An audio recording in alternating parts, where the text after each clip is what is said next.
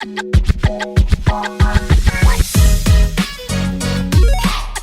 Everyone, welcome back to the channel. मेरा नाम है अंकिता शर्मा और मैं आ गई हूँ एक और नए वीडियो के साथ। आज बात करने वाली हूँ, अगर कोई पर्सन एक से ज़्यादा शादियाँ करता है, मतलब उसके जो है वो मल्टीपल स्पाउस हैं, तो उन शादियों को क्या कहा जाता है, कौन सी लीगल टर्म्स हैं जो यूज़ की जाती हैं, लीगल प्रोविजंस क्या हैं इन शादियों के, इसके बारे में बात करेंगे। आप लोग आए दिन यूट्यूब पे या फिर किसी और प्लेटफॉर्म पे देखते रहते हो कि कोई पर्सन, कोई लड़का है अपनी 2 वाइफ्स के साथ, 3 वाइफ्स के साथ वीडियो शेयर कर रहा है, या कोई लड़की है अपने 2 हस्बैंड के साथ, 3 हस्बैंड्स के साथ जो है वो वीडियो शेयर कर रही है। तो ऐसी शादियों की क्या वैलिडिटी होती है, हम इस चीज़ को डिस्कस करेंगे।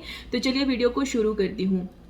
आप सबको पता है कि मुस्लिम एक्ट में या फिर मुस्लिम लॉज के अकॉर्डिंग तो 3 से 4 शादियां अलाउड हैं, उन लोगों को वो शादियां कर सकते हैं, लेकिन हिंदू लॉज में ऐसा नहीं होता है। स्टिल कहीं पे कस्टम लॉज होते हैं, कल्चरल लॉज होते हैं जिनको फॉलो किया जाता है, तो वहाँ पे ये चीज़ें अलाउड होती हैं।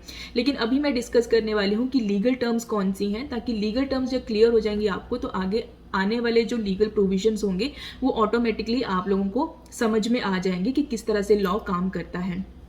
तो जो लीगल टर्म्स हैं जो यूज़ की जाती हैं इन शादियों के लिए, एक है बाईगैमी, दूसरी है पॉलीगैमी। बाईगैमी का मतलब है कि जब आप अपने फर्स्ट स्पाउस को, मतलब अपनी फर्स्ट वाइफ को या अपने फर्स्ट हस्बैंड को बिना डिवोर्स दिए, बिना उसकी नॉलेज के, और मतलब कि चाहे वो आप साथ में रहते हो या आप नहीं रहते हो साथ में, लेकिन वो अभी तक जिंदा है और आपको पता है उसके बारे में, फिर भी आप दूसरी शादी के लिए कॉन्ट्रैक्ट करते हो या आप दूसरी शादी करते हो, तो उस केस में उसको बाईगैमी शादी कहा जाता है, जो कि एक ऑफेंस है अंडर आईपीसी और वो पनिशेबल है। उसको आईपीसी में जो है वो उसको डिस्क्राइब किया गया है बाईगैमी को, और उसकी पनिशमेंट भी डिस्क्राइब की गई है, जो कि मैं आपको आने वाली, जब मैं लीगल प्रोविजन की वीडियो बनाऊंगी तो मैं आपको डिस्क्राइब करूंगी सेक्शन वाइज। अब बात करते हैं दूसरी टर्म्स है पॉलीगैमी। पॉलीगैमी बेसिकली क्या है? पॉलीगैमी ग्रीक वर्ड था पॉलीगैमिया, जहाँ से ये वर्ड आया है। तो पॉलिस का मतलब होता है मैनी, और गैमोस का मतलब होता है मैरिज। तो होता क्या है कि जब कोई पर्सन, मतलब कि लड़का है या लड़की है, वो एक से ज़्यादा स्पाउस जब वो रखता है सेम टाइम पे, मतलब कि एक साथ उसने जो है वो 3-4 लड़कियों से शादी करी, या फिर अगर लड़की है उसने एक साथ जो है वो 4-5 लड़कों से शादी करी, तो उस चीज़ को हम पॉलीगैमी का नाम देते हैं लीगल टर्म में। पॉलीगैमी आगे जाके ना, जो ये लड़की और लड़का है, मतलब इनका जो डिस्क्रिप्शन है इस चीज़ को कैसे अलग करता है, इसके लिए कौन सी अलग लीगल टर्म्स यूज़ करता है, एक है पॉलेंड्री, एक है पॉलीगैनी। बेसिकली पॉलीगैनी जो है वो है कि जब मैन के पास मल्टीपल वाइफ्स होती हैं। पॉलीगैनी मतलब NY आ गया यहाँ पे। पॉलीगैमी से आगे 2 वर्ड्स को जो है वो और ज़्यादा आगे उसको इलेबोरेट किया गया, तो पॉलीगैनी को दे दिया नाम कि एक मैन मल्टीपल वाइफ्स के साथ, पॉलेंड्री को दे दिया नाम कि एक वाइफ, मतलब एक वुमेन मल्टीपल हस्बैंड्स का, जो कि द्रौपदी वाला केस भी था, पॉलेंड्री था वो भी। एक द्रौपदी थी जिसने 5 हस्बैंड से एक टाइम पे शादी करी थी। तो ये हो गया पॉलीगैनी, पॉलेंड्री, पॉलीगैमी।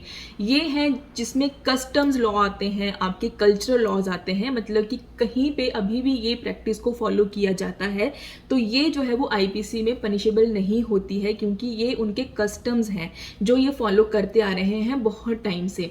तो ये अभी भी कहीं एरिया पे, ट्राइबल एरियाज में अभी भी इन चीज़ों को फॉलो किया जाता है, तो इसलिए इनकी वैलिडिटी वही बनती है। तो लीगल प्रोविजंस को समझने से पहले ये लीगल टर्म्स का पता होना बहुत ज़रूरी है, क्योंकि बाईगैमी है जो कि आईपीसी में ऑलरेडी डिस्क्राइब्ड है, जिसकी पनिशमेंट बताई गई है, जिसमें कि अगर एक स्पाउस अपने दूसरे किसी पर्सन से शादी करने के लिए जाता है बिना अपनी फर्स्ट वाइफ को या फर्स्ट हस्बैंड को डिवोर्स दिए, या फिर उसको बिना बताए जाता है शादी करने के लिए, तो वो शादी नल एंड वॉइड होती है, उसकी कोई वैलिडिटी होती ही नहीं है। वहीं पे अगर कस्टम्स के हिसाब से पॉलीगैमी मैरिज देखें, जहाँ पे एक जो हस्बैंड है वो शादी करता है मल्टीपल वाइफ से सेम टाइम पे, या फिर जो वुमेन है वो मल्टीपल हस्बैंड से शादी करती है सेम टाइम पे, तो उन लोगों की, तो उन शादीज की वैलिडिटी जो है वो उनके कस्टम्स के हिसाब से उनको दी गई है, तो जिनको चैलेंज नहीं करते हैं वो लोग कोर्ट में।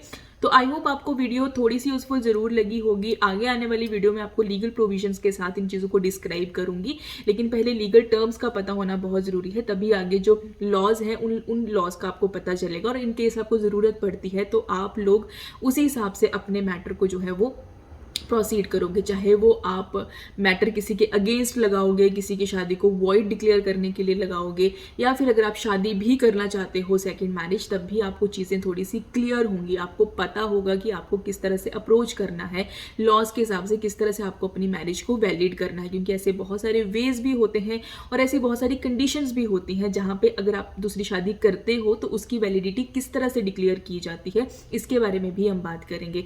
तो आई होप आपको वीडियो थोड़ी सी यूजफुल ज़रूर लगी होगी। अगर लगी है तो प्लीज़ कमेंट करना, लाइक करना, शेयर करना और जुड़े रहिएगा मेरे साथ, क्योंकि आपको ये टॉपिक इंटरेस्टिंग लगने वाला है, क्योंकि इसमें आपके हक की बात ज़रूर होने वाली है। तो मिलती हूँ नेक्स्ट वीडियो में। आज के लिए बाय बाय।